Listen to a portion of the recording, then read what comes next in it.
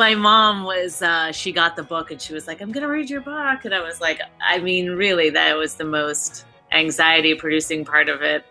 And, you know, if you read the book, you know a little bit about my mom. And so my mom called me back and said, I read your book. And she said, you know, I've read a lot of books. I said, yes, I know you have. And she said, and this one isn't the worst one.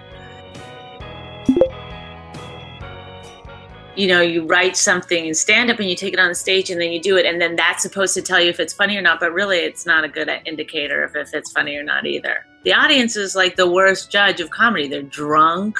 They've worked all day. They're not like these highbrow people.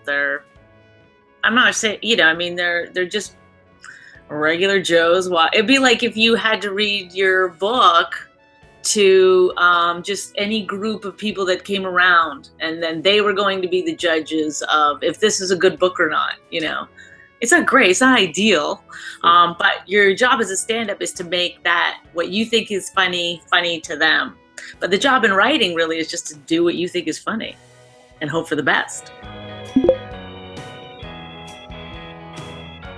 I was the only female writer, so all the guys in my particular, where I worked, left and went to a seminar like for the afternoon about political correctness. And I didn't have to because I was a woman, and they figured, you know, I guess women already know how to behave in the workplace. And so on the whiteboard, I drew a picture of them all sodomizing and orally pleasuring each other. And I'm a pretty good caricature artist, so they immediately knew when they came back in who was who.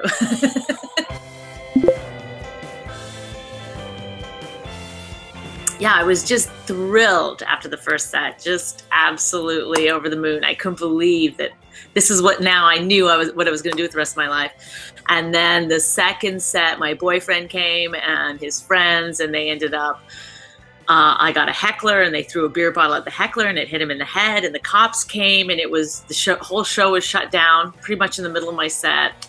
And it just like complete mayhem. And that was my second set.